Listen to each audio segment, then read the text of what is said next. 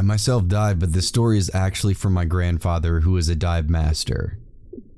He and my grandma went diving in Cancun for a vacation. And with both of them being dive masters, they knew exactly what they were doing. The lead of the dive group caught on, and he had them help out with some of the newer divers, with clearing their ears and getting the weight belts set to the right weight. Well, my grandfather got a young 20-something-year-old girl who had just got her diver certification. They had planned on diving off a drop-off. If you don't know what a drop-off is, it's when you go from a 40-foot reef to a cliff that God only knows how far actually goes down. Well, they swam over to the reef, and on the last part of that particular dive, it went over to the cliff just to see what was on the wall.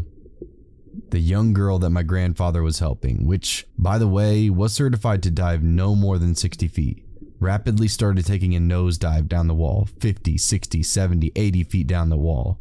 My grandfather and the dive lead tried to grab her and chased her down to about 120 feet, the limit they could go safely with the amount of air they had, and watched her continue down and down until they couldn't see her anymore. She never came back up, and no one knew why she did it. It shook up the whole dive group that day, especially my grandfather, as he felt responsible for not stopping her in time.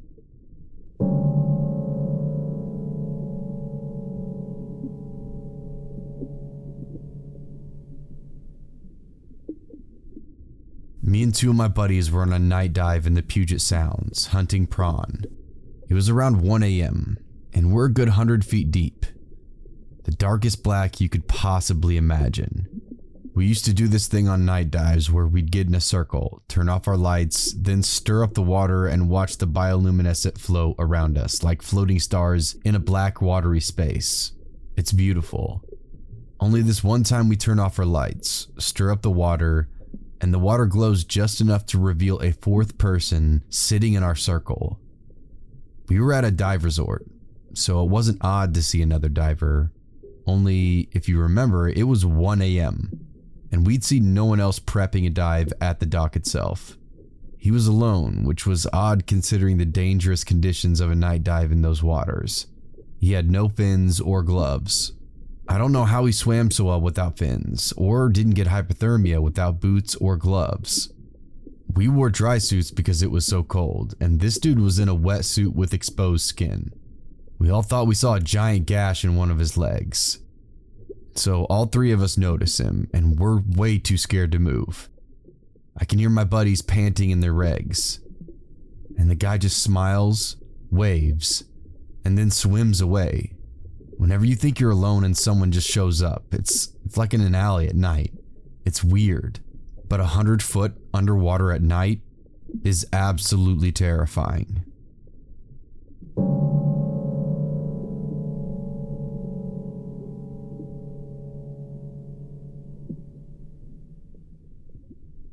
When I used to surf, I spent a good deal of time underwater, whether intentional or not. One day, I went out into the surf that was absolutely massive. It was 10 foot solid all day, bigger sets, serious stuff. And it was very dark, overcast on a winter's day, and of course, raining. You could not see anything above the water, let alone below. At this place, the bigger it gets, the further out on the rock shelf it breaks.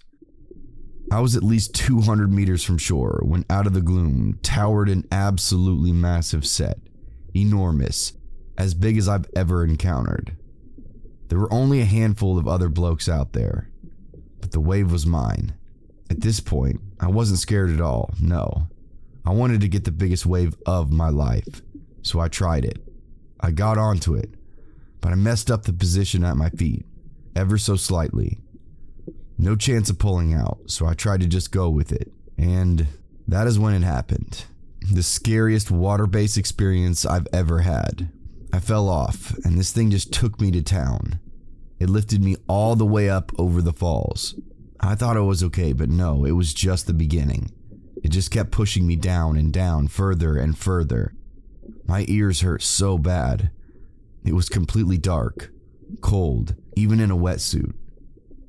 I came to rest on what seemed to be a very large, smooth rock. I could feel around on my fingers whilst I was pinned firmly to it. I was held there for what seemed like an eternity, maybe 10 seconds. But then, I could sense with my feet a ferocious current that seemed to be stopping at the edge of the rock. It was trying to pull me over the ledge and down. I could hear it. At this point, I was panicking. Seriously. At this point, I was definitely panicking. Seriously. I can't quite remember how I exactly escaped. And I've rarely been that scared in all of my life, but I somehow made it back to the surface. And I really thought I was going to pass out. I don't remember much more, but I must have paddled in so fast other people noticed. They came over to see what was the matter, and I just sat there on the beach. I couldn't even talk or respond. I'm getting the heebie-jeebies just reading my own recollection of that story.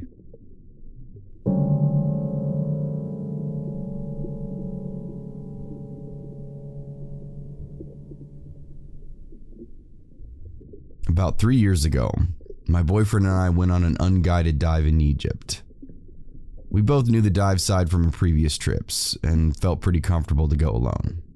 It's not a very difficult one, and we didn't want to hold up a group just in case my boyfriend wanted to take some pictures, which can take a while. One of the perks of this particular dive side was a single coral at 38 meters with a 90% chance to find a long-nosed hawkfish. He's a really cute guy. Please Google it. 10 out of 10 would recommend. The normal procedure would be to spend most of your dive at 25 meters. Make a quick stop at 38 meters to check for the hawkfish, and then make your way back up again. This should usually take you only 5 minutes or so. However, we didn't find him and wasted quite a lot of time looking. At this point, I was kind of getting sleepy. In retrospect, this was the first sign that something was going horribly wrong. And I just wanted to finish the dive, so I could take a nap on the boat. I basically dragged my boyfriend away from the coral, and we were about to make our way back up again when I noticed something. Hidden between one of the rocks was the strangest looking octopus I'd ever seen. It was bright red, and you cannot see the color red that deep underwater. It's physically impossible. And it had super weird silvery eyes. All in all, it looked super funny, and we were both just laughing at it. My boyfriend took a few quick pictures, until his computer goes absolutely crazy and forces us to slowly ascend and make 3 decompression stops along the way. That finally snapped us out of it because we did not intend to make a decompression stop, let alone 3. We finally reached the surface with only 20 bars left in our oxygen tanks. A huge no-go. You should always have at least 50 on reserve. We're still absolutely blown away by that strange octopus. We've never seen anything like that before. We quickly changed our equipment so we could look at the pictures, except when we go through the pictures, there's nothing. Just 20 plus pictures of one single rock. No octopus or anything in sight. The rock wasn't even a strange color. And that's when it dawned on us. The depth, the time, and our strange behavior underwater. That sounded a lot like nitrogen poisoning. The longer you spend at great depths, the more likely nitrogen poisoning becomes. It's basically an anesthetic that first makes you high and delirious until you pass out. And for obvious reasons, passing out underwater is the worst place to pass out ever. So here we were, at 38 meters, giggling at a rock without a care in the world, basically tripping on nitrogen, while our oxygen levels run dangerously low. I'm pretty sure if it wasn't for our computer, we would have both passed out and died. We still can't explain how we both saw exactly the same thing though. So we basically had an LSD trip underwater. And 10 out of 10 again, would not recommend.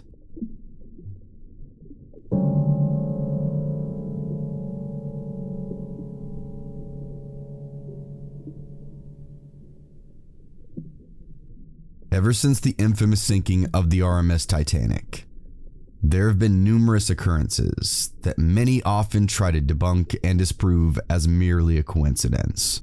However, there are times when enough incriminating evidence is present that it cannot disprove the unbelievable and mysterious tales that come from the tragic streamliner.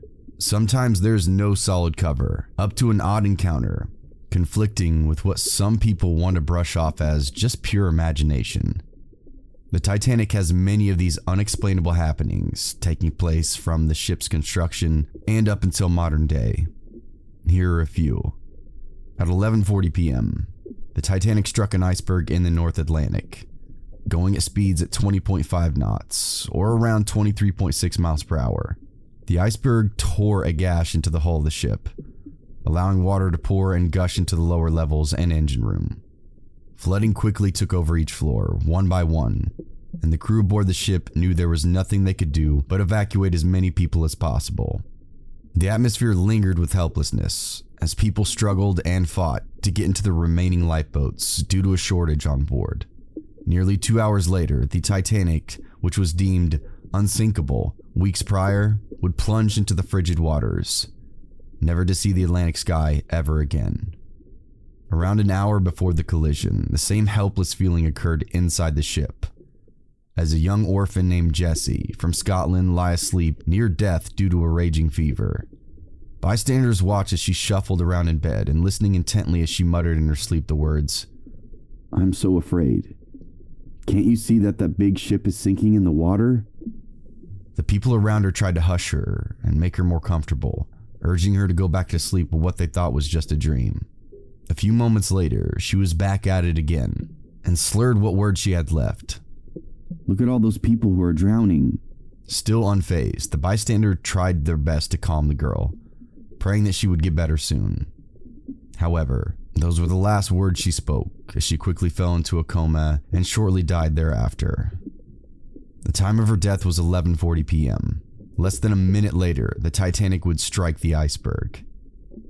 Many believe Jessie's premonition was a warning that she received while passing on to the other life, and many others tried to negate it by saying she could have easily picked up the idea behind a vision from a book written 14 years ago by Morgan Robertson.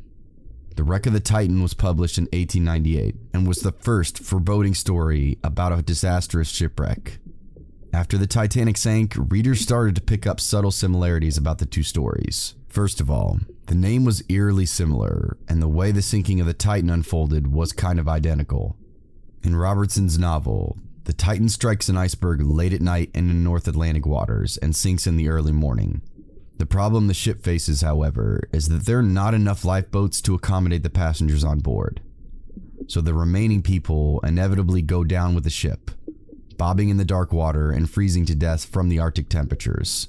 Both the fictitious sinking of the Titan and the very real sinking of the Titanic took place during April and cost thousands of people their lives. Many people told Robinson that they believed he had precognitive abilities. He would look at those claims in disapproval, stating that his stories were solely based on his own experiences on the ocean as a seaman. However, some still speculate that he very well had prophesizing ways. Thousands of miles from the Atlantic Ocean, far inland, in the blighting city of Las Vegas, Nevada, an oddly shaped hotel known as the Luxor sits in the Vegas Strip. It has now become a staple for its pyramid structure and ancient Egypt aesthetic. But it's also known for its arid spookiness. In 2008, the Luxor Hotel and Casino opened the Titanic Artifact exhibition to the public, and for a while everything seemed to be running smoothly. But it seemed as soon as everything settled, that's when the activity around the museum started to gain momentum. The trouble seemed to come from the room that housed the grand staircase recreation, where the guests could walk up the stairs that were almost identical to the ones the Titanic had, and get their own sense of what the passengers must have felt. Guests and workers at the exhibit have claimed to see the same woman in a black period dress, embellished with a white collar and pinned up hair. She allegedly walks up and down the staircase or sometimes just stands idly by, observing the crafted wooden details.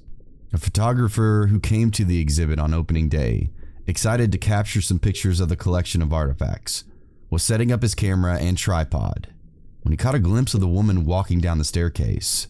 He was startled because he couldn't recall anybody else walking into the exhibit, but just assumed that she was possibly a worker for the museum and played a character of a passenger on the Titanic. He called over to the woman and asked if she'd like to be in the photograph, to which he got no reply, as the woman just ignored him. He went on and continued to set up his equipment before turning back to the staircase to see she was gone. He quickly scanned the room looking for her and was alarmed to find the woman was standing behind him. Again, trying to understand her quickness, he asked her if she wanted to be in the photograph.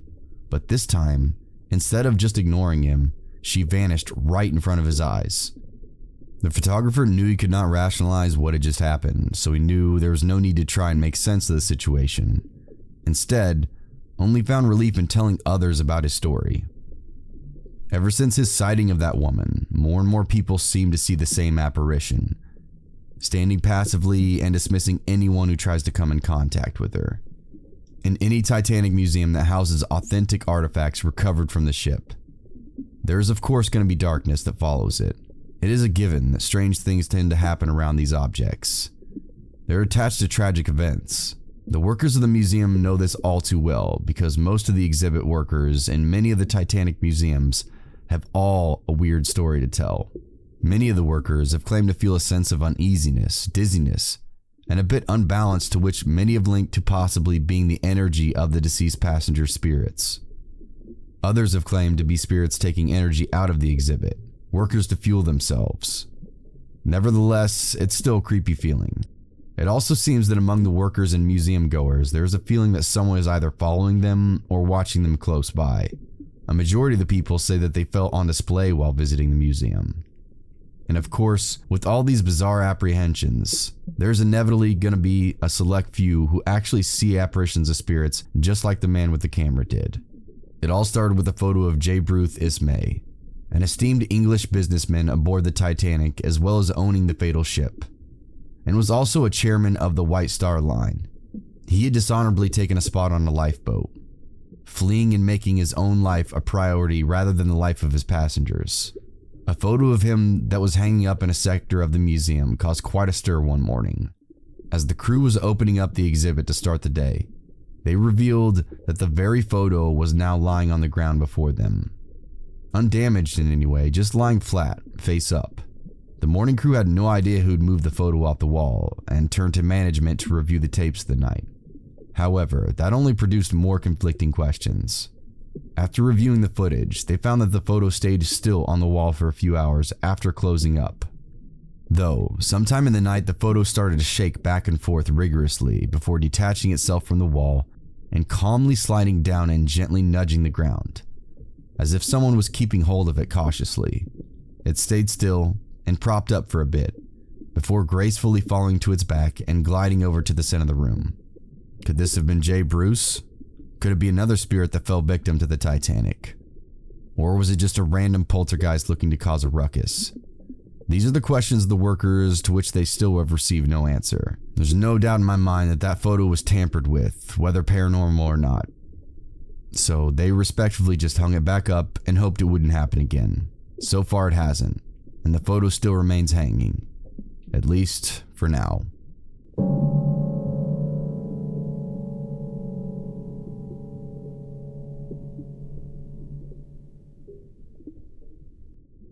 I worked on a flight deck of a carrier for 3 years, 2 deployments to the Arabian Sea, and transited to the Suez.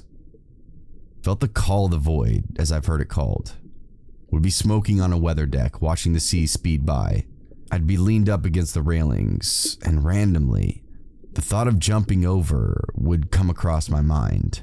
For the briefest of second, it's almost comforting, like a faint magnetism, just do it, then it's gone. It never even disturbed me so much as it baffled me. The ocean is an alien. It's unbelievably vast, deep, and barren, at least on the surface anyways. I would often ponder what is going on below us and obviously fantasize about deep sea monsters, ghost ships, creepy paranormal stuff.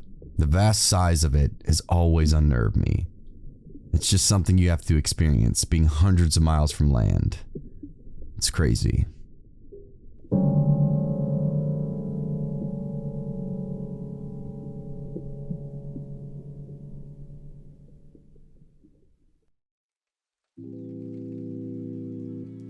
Hey everyone, thanks for listening if you stuck around to this point. If you haven't yet, please hit the like button, the subscribe button, and that notification bell to be notified of future episodes whenever they come out. You can stalk me on Twitter, you can stalk me on Facebook, and you can also stalk me on Instagram. If you have a true scary story of your own, feel free to send it to my email or post it to my subreddit. All these links are below. What's up guys, I hope you enjoyed this episode. It's not as long as I wanted it to be, but it was really difficult to find some good decent deep ocean stories. Although this is like one of my favorite topics, or not, I guess not necessarily topics, but the deep ocean is my biggest fear. If I'm scared of anything, it's the fucking ocean. The ocean is terrifying to me. And yeah, I don't know, just some of the stories I've read. Unfortunately, like I said, there was a lot more that I wanted to put in here, but some of them are just so short that it's not really worth, like I don't want it to be ridiculously long, but I also don't want it to be like 3 sentences, and that's kind of boring to just hear that. But yeah, just reading some of those short or long, whatever, fucking terrifying. Definitely terrifying. So also, my younger brother wrote the Titanic stories. He did a really fucking phenomenal job. He's really talented, and he's a really good writer too. I'm pretty sure that's what he's going to be going to college for, and so hopefully, and you probably expect more of that in the future. And so just shout out to him. I appreciate him taking the time to write those for me. It was pretty cool. I'd like to honestly do a full-on episode about the Titanic, like 20, 30, maybe even more minutes, just about the Titanic and the events leading up to it, the event itself, and post and stuff like that. If that's something you guys would be interested in, let me know too in the comments. I hope you guys liked it. Let me know what you think in the comments below, something you want to hear next. The next episode is going to be, I think, delivery stories. I got a few of those, and then after that, I'll probably be another True Scary Stories episode. So let me know what you think in the comments below. Drop something that you might want to hear more of in the future. I know I got a lot of feedback in the last episode about what you guys wanted to hear, so continue to do that. I'd appreciate it, so I have ideas for the future, especially something that we're not used to hearing and stuff that's not so redundant. So I guess I'll just talk to you guys in the next one. Cheers.